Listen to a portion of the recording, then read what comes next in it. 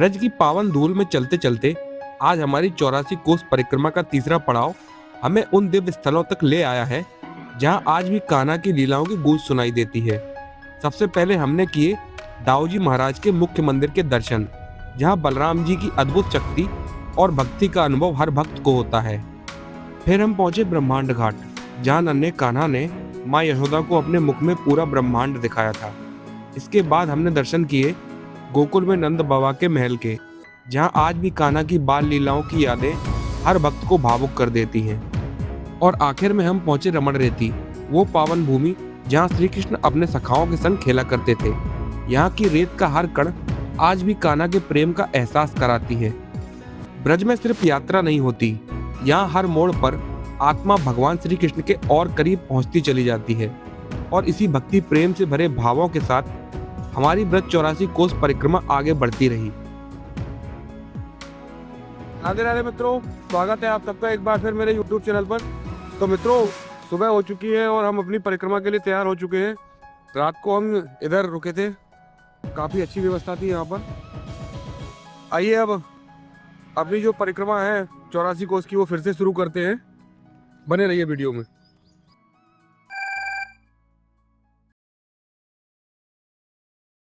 तो दोस्तों, काफ़ी देर से चल रहे हैं और अभी हम पहुँचे हैं कारव गांव। परिक्रमा हमारी जारी है। आइए, ये बच्चियाँ कुछ लगता है बांट रही हैं।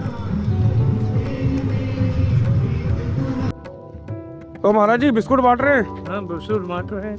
अच्छा, परिक्रमा वालों के लिए बढ़िया है।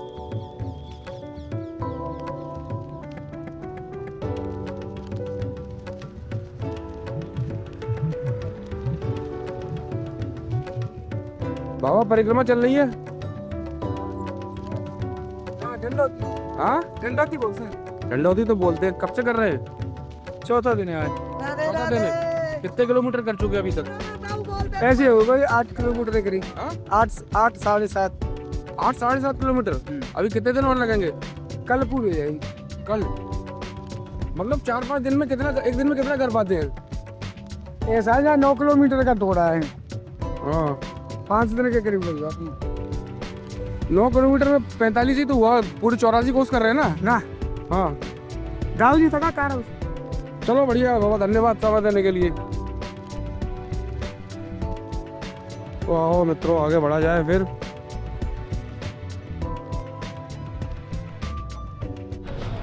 तो दोस्तों, अभी हम दाऊजी मंदिर पहुंच चुके हैं।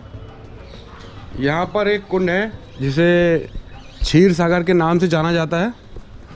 बताया जाता है दाऊजी के मंदिर में जो मूर्ति स्थापित है रोहिणी मैया की और दाऊजी की, वो इसी कुंड से मिली थी। बताया जाता है कि जो गोसाई जी थे, दाऊजी ने उनको सपने में आकर दर्शन दिए कि इस कुंड में मेरी मूर्ति है। जब उन्होंने जांच पड़ताल की तब जो है वह मूर्ति यहीं से प्राप्त हुई थी। ये यहाँ की महिमा है इस कुंड की। तो मित्रों, आइए अब आपको दाऊजी मंदिर ले चलते हैं दर्शन कराने के लिए और थोड़ा बहुत कुछ जानेंगे दाऊजी मंदिर के बारे में। तो आइए फिर।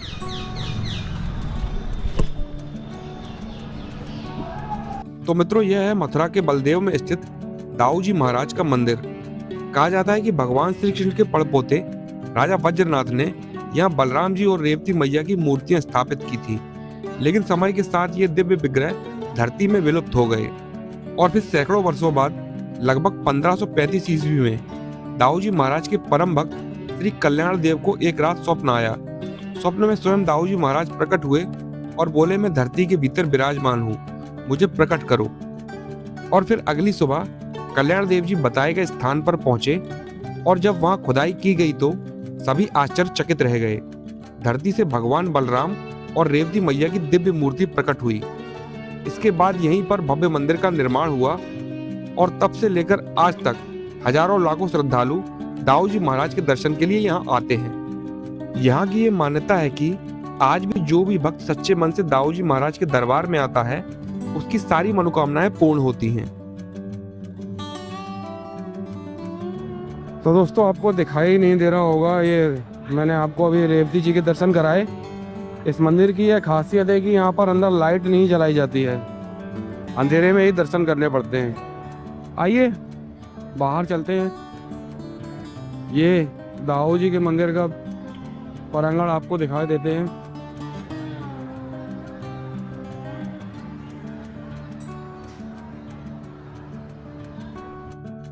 तो मित्रों, यहाँ मंदिर में दर्शन करने के बाद आइए फिर अपनी ब्रज 84 की परिक्रमा में फिर से चला जाए। आइए फिर परिक्रमा में आगे बढ़ते हैं।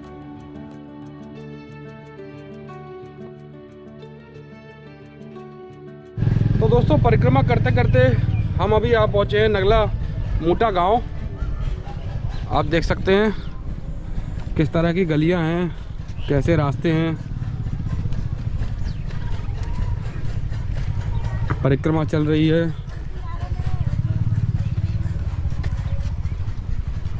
तो दोस्तों, परिक्रमा मार्ग में आगे बढ़ते बढ़ते हम आ चुके हैं महावन गांव में, और यहाँ पर स्थित है चिंताहरण घाट, और घाट के पास ही में स्थित है चिंताहरण महादेव मंदिर। आइए पहले आपको दर्शन करवाते हैं चिंताहरण महादेव मंदिर के। इस पावन स्थल का इतिहास महाभारत काल तक फैला हुआ है। इसका उल्लेख गर्ग संहिता और शिव महापुराण में भी मिलता है।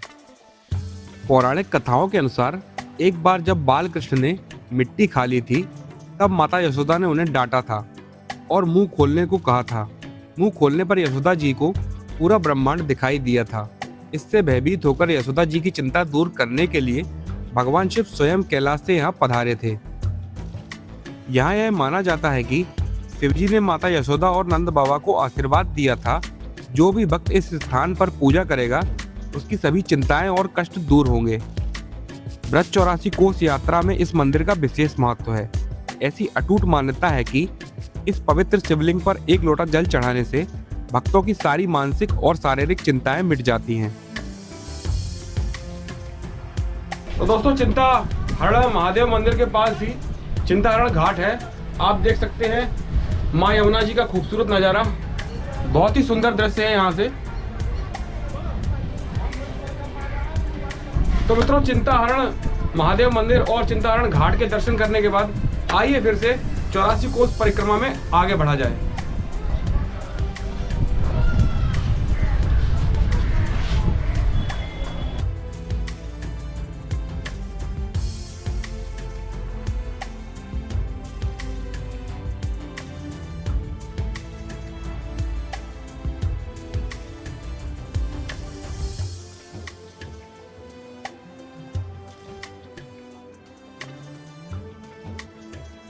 तो दोस्तों, परिक्रमा मार्ग में आगे बढ़ते बढ़ते हम आ चुके हैं गोकुल में स्थित ब्रह्मांड घाट में। आइए ये घाट दिखाते हैं और मंदिर के दर्शन करवाते हैं। बताया जाता है कि जब भगवान कृष्ण ने मिट्टी खाई थी और जो है यशोदा मैया ने उनका मुंह खोला था मिट्टी निकालने के लिए, तब जो है भगवान कृष्ण ने यशोदा मैया को यहाँ पर पूरे ब्रह्मांड के दर्शन करवाए थे। तो दोस्तों, ये वही स्थान है। इस अद्भुत और दिव्य घटना के कारण ही पूरे स्थान का नाम ब्रह्मांड घाट पड़ गया, और साथ ही इस स्थान की मिट्टी को अत्यंत पवित्र माना जाता है और यहाँ आने वाले भक्तों को प्रसाद के रूप में इसी ब्रजरस का वितरण किया जाता है। तो मित्रों, आइए फिर परिक्रमा मार्ग में आगे बढ़ा जाए। अगला स्थान शायद हमारा रमण रेती रहेगा। मार्ग में बढ़ते हैं और अब आपसे जो है हम रमण रेती में मिलते हैं। तो दोस्तों, अभी हम पहुंच चुके हैं गोकुल 84 खंबा मंदिर। ऐसा बताया जाता है कि यहीं पर गोकुल में नंद बाबा का घर था।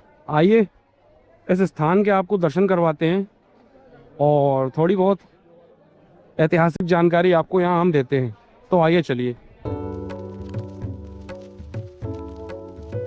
तो दोस्तों, यहाँ एक शुरुआत में ही एक छोटा सा मंदिर है भगवान शिव का, और ये जो है 84 खम्बा स्थान है नंद बाबा का महल। बताया जाता है कि पहले गोकुल में नंद बाबा और श्री कृष्ण जी यहीं रहा करते थे।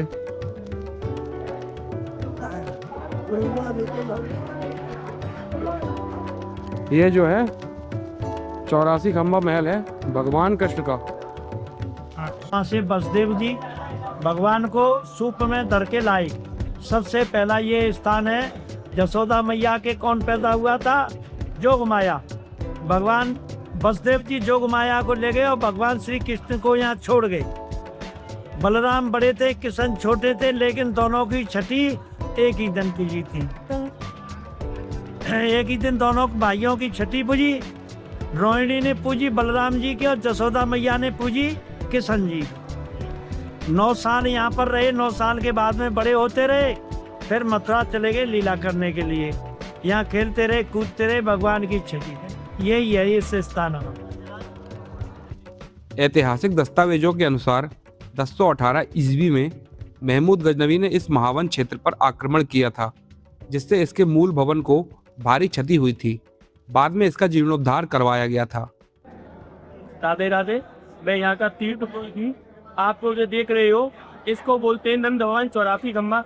ये भगवान के जमाने का है। भगवान के जमाने का 4 चीज आज भी है। पहला ब्रज की भूमि, दूसरा यमुने महारानी, तीसरा गोवर्धन पर्वत, चौथा मंदिर में लगे ये 84 खम्बे। आप तो देख रहे हो, आप इनको गिनोगे, कभी कम हो जाएगा, कभी बढ़ जाएगा, लेकिन पूरा 84 नहीं बैठेगा। लक्ष्य 84 योनि बोकर मानुष देही पाई, अब चेते तो चेत प्राणी और बे 84 आई। हमारा जो मनुष्य का जन्म होता है वो 84 लाख योनियों के बाद आता है। उसकी पैदल परिक्रमा होती है। पैदल परिक्रमा जो नहीं कर पाते हैं, गोकुल में आते हैं, अपने माता पिता को लेके आते हैं। इन ब्रज 84 को यात्रा की परिक्रमा करते हैं। 84 को खम्बों की परिक्रमा करते हैं, उनको ब्रज 84 को यात्रा का बनता है। इस समय पुरुषोत्तम महीना चल रहा है आज भी, और पैदल परिक्रमा आज भी लग रही है। बहुत सारे लोग लगा रहे हैं। ये साल में 3 साल में आता है। एक तारीख इसकी गिनी जाती है, उसके बाद में ये आता है। और जो आदमी पैदल यात्रा नहीं कर पाते हैं, कलयुग के समय में प्रभाव के कारण, स्वास्थ्य के कारण, किसी कारणवश नहीं कर पाते हैं, यहाँ गोकुल में आते हैं, भगवान कृष्ण को झूला झुलाते हैं, 84 खम्बों की परिक्रमा करते हैं, उनको ब्रज 84 को यात्रा का फल मिलता है। 80 और 4 84 है, वही 84 है। हर खम्बा 3 कोस का है। ये 84 खम्बे हैं। 84 के 52 होते हैं। 252 किलोमीटर की पैदल परिक्रमा है। वही एक खम्बा 3 कोस का है और वही 252 किलोमीटर की पैदल परिक्रमा है, तो इनके बराबर फल मिलता है। यही यहाँ का महत्व है। मथुरा में भगवान कृष्ण का जन्म हुआ, यहाँ उनके भाई बड़े बलराम का जन्म हुआ था। 80 खम्बे कारीगर के देवता विश्वकर्मा ने लगाए थे और 4 खम्बे ब्रह्मा जी ने ब्रह्म लोक पे आके लगाए थे। मैं आपसे गुजारिश करता हूँ, इनको दिखाइए। ये देखिए, ये ब्रह्मा जी का मुख है, ये कुंभ कलश है, ये ब्रह्मा जी का मुख है। ये एक तरफ देवता, एक तरफ राक्षस लोग नाक बने हैं। ये त्रेता है, सतयुग, त्रेतायुग, द्वापर और कलयुग। ये 4 खम्बे हैं जो ब्रह्मा जी ने लगाए थे। सतयुग, त्रेतायुग, द्वापर और कलयुग, ये 4 खम्बे ब्रह्मा जी ने लगाए हैं। इनकी 3 परिक्रमा करते हैं। भक्ति लगा के उनको ब्रज 84 कोस में माता पिता गुरु का नाम करते हैं, हो जाता है। बोलिए बांके बिहारी लाल की राधे राधे। तो दोस्तों, मंदिर में दर्शन करने के बाद हम अब बाहर चलते हैं अपने परिक्रमा मार्ग में। आइए फिर मेरे साथ।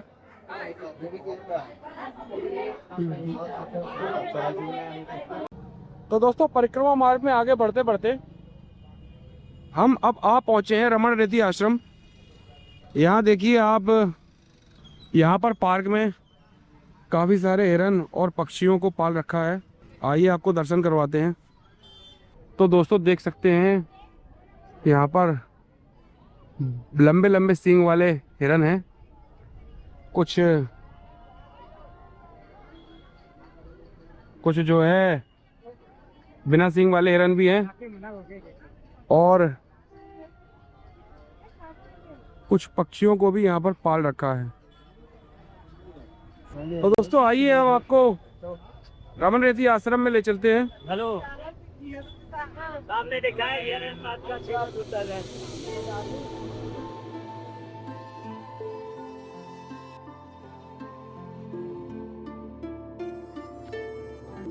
इस स्थान पर लगभग 200 वर्ष पूर्व प्रसिद्ध संत स्वामी ज्ञानदास जी महाराज ने 12 वर्ष तक कठोर तपस्या की थी।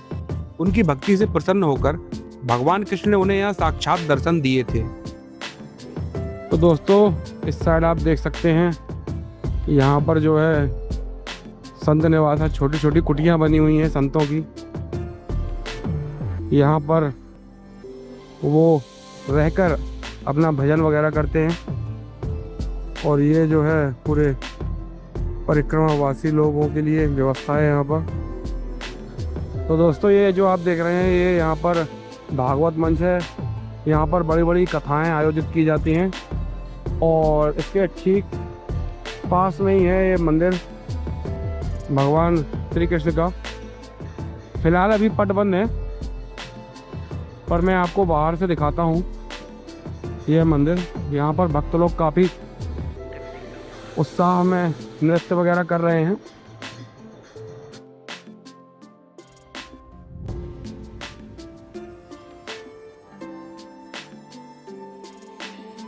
संत ज्ञानदास जी महाराज की तपस्या के बाद ही इस स्थान पर रमन बिहारी जी मंदिर की स्थापना की गई थी। दोस्तों यहाँ आप देख सकते हैं ये छोटी छोटी कुटिया बनी हुई हैं ऋषियों के आश्रम है।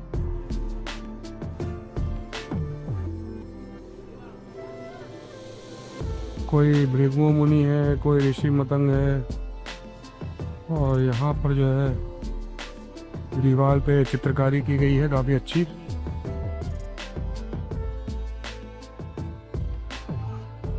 तो दोस्तों माना जाता है कि रमण रेती की इस रेत में कभी भगवान कृष्ण खेला करते थे, इसीलिए सब जो है यहाँ पर ऐसे लेटते हैं उस रज में। मान्यता है कि बाल गोपाल श्री कृष्ण यहाँ मुलायम रेत पर लौटते थे और अपने ग्वाल बाल सखाओं के साथ खेलते थे। रमण शब्द का अर्थ है रमना यानी आनंद लेना।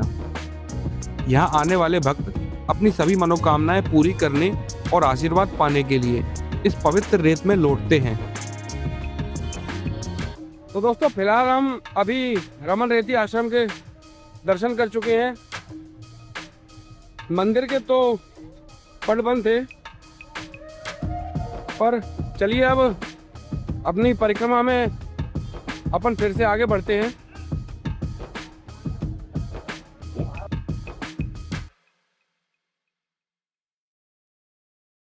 तो दोस्तों फाइनली हम परिक्रमा में चलते चलते अपने आखिरी पड़ाव पर आ चुके हैं, तारसी राजस्थान।